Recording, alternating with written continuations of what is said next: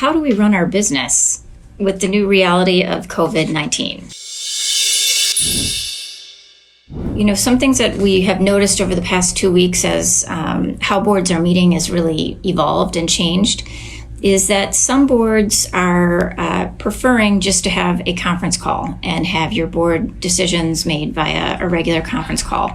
Obviously, the benefits on that are ease of use. Many people have already used conference calls, and everybody just gets a dial-in number, and people can just dial in from their phone, and the call starts.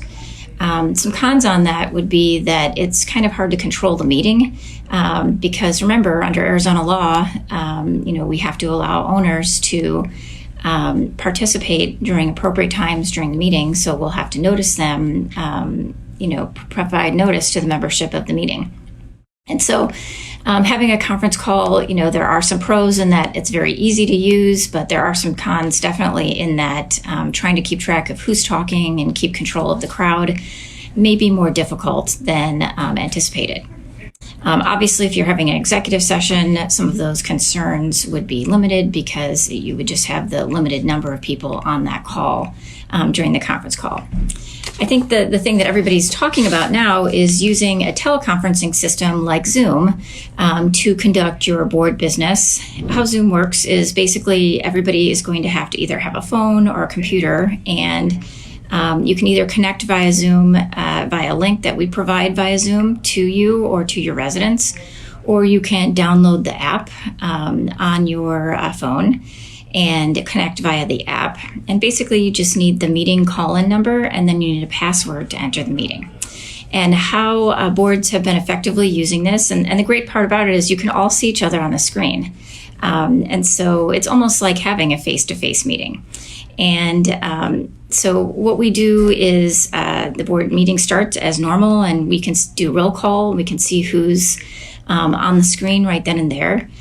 There are features where you can allow homeowners to talk. If you normally have a homeowner forum, you would have an ability to allow any owners that connect via Zoom to call into the meeting and make their comments during the homeowner forum. And then when the board business starts, there's the ability of the board to turn off the comments from any non-board members. Obviously, under Arizona law, prior to the board taking formal action, if any owner in the audience that's there via Zoom wants to participate, the board would need to turn on the participation again from the audience on the Zoom call. And then we would be able to have a reasonable number of people from the audience to comment before the board takes formal action on anything. Obviously, we're going to need to be doing our very best to comply with Arizona law as we conduct these Zoom teleconferences.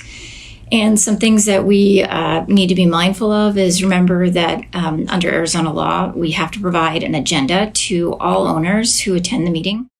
And so when we send out that notice to the owners 48 hours in advance of the meeting with the information on how to dial into either the conference call or the Zoom teleconference, we'll want to be sure to also provide a copy of the agenda to all owners.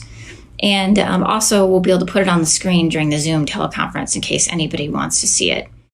You also could send out a mass email using Constant Contact or any other format that your association uses, providing a copy of the agenda so that everybody has it present. Another question is, do we still have to notice a meeting if it's conducted via teleconference such as Zoom? Yes, we still do have to provide notice 48 hours in advance of the meeting, as is the law in Arizona. By conspicuous posting or any other means. Many of our associations are just putting the notice on their website, or they are placing a notice on the common areas, or maybe sending out a mass email to owners to provide notice of the meeting. Also remember, if you're having executive sessions during this time and you're using teleconference, we still have to give the 48 hours notice of the executive session to the members, although they wouldn't be entitled to dial into the executive session meeting. One question we had this week, which I thought was kind of interesting, was, well, if we're having, usually we have our board meetings first, and then we have our executive session after the meeting. And so how would that work if we used a teleconference system like Zoom? Well, there are really two ways that you could structure that. Number one, you could have a Zoom call-in and password for the regular meeting. And then after that regular meeting is over, you could all log off and then re-log in for the executive session meeting. And obviously just the board members would have the password for the executive session meeting. I think that's probably easiest. Another way you could do it is just once the Zoom teleconference has ended, for the regular meeting, you could ask all owners to get off, and the administrator of the Zoom call is aware of who's on the call. It's listed right on your screen. So if you have any owners that are trying to stay on for the executive session, you could ask them to leave at that time. So there really are two options for that. Does our meeting still need to be held in Arizona as per the requirements of Arizona law? Great question, because both the Planned Communities Act and the Condo Act in Arizona require that all of our meetings regarding Arizona HOAs and condos must be conducted in Arizona. Obviously during the pandemic, having a live in-person meeting right now, it isn't possible. And so, of course, I'm reading what all attorneys all around our country are saying about this. And I did read something, from an attorney on the CAI webpage, the national webpage. And they were saying, well, maybe you should make like the attorney's office the spot, where the meeting is being coordinated from, since that will be located in Arizona. And of course, our office would be willing to do that. However, we, are very reluctant to have anybody attend in person at our office due to the governor's orders. I think probably the better approach and the more practical approach is to realize that times have changed, right? We're involved in a pandemic. The governor has ordered us to stay home. And actually having a physical location in Arizona for this meeting right now may not be possible. And so if we're conducting business via teleconference to get the business of our association done, I really believe, in my heart that no court is going to punish us in the future for doing this during these trying times if we're having the meetings all by teleconference and there's not an actual physical location in Arizona for the meetings. The next question is, can our board use action by unanimous written consent to make decisions? I think some of you who have been following our blogs and our website and our seminars for many years will know that our position as a firm is that using actions by written consent is not something that associations should be doing. And by actions by, I should clarify that, actions by unanimous written consent.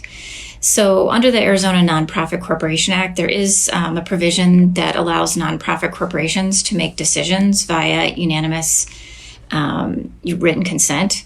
However, there have been several administrative law decisions that have indicated that this is a violation of the open meeting law in Arizona. And so we have been suggesting for over 2 years that associations should not be making decisions, regular board decisions via unanimous written consent. So how do we make decisions that come up as emergencies? And we talked about this on our conference call, our live conference, Zoom, or our live Facebook Live conference that we had 2 weeks ago. And at that time, I told you that if your board has emergency decisions that need to be made, follow the provisions in the Arizona Condominium Act and the Planned Communities Act. And what we would suggest is either you can have a conference call, or if need be, if it's truly an emergency and none of those options are available due to the immediacy of the problem, do an email vote for emergency actions. And remember that you should be taking meeting minutes or keeping those emails if you're making an emergency vote, and then reading into the record at your next regularly scheduled board meeting, which is likely going to be by conference call or teleconference call, what that decision was, so that there's a paper trail in case anybody questions that emergency action that's taken by the board. Our association wants to use a consent agenda for future meetings to help the meeting move along faster. Is that a good idea? Is that legal? Great question. So I'm starting to see agendas pop up for boards that are planning their meeting for April and beyond.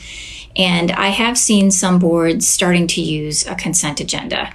And what a consent agenda is that you start the board meeting like you would normally do that. You take roll call, and you may have some very brief reports by your manager or your president. And then the board just gets right down to decision making. And basically, it lines up all the decisions that need to be made at that meeting that day. And the board takes a very quick yes or no vote on those items. I'm not opposed to that, but remember that we still need to have discussion on items that genuinely do need discussion. And so, I think your association best, and what issues you're being presented with. And maybe there's one or two things each month that you really do need to have a live discussion via teleconference about them. And so I'm not opposed at all to doing, some of the easier decisions that your board is having, via using a consent agenda to make the meeting move along faster. Along that same line, last week we saw an agenda from a board to have a 5-minute annual meeting. And I thought that was really kind of interesting because I hadn't seen that yet. And so basically what this association was trying to do was just check the box and get their annual meeting done, because we all know that in Arizona, we are required to have an annual meeting of our association each year.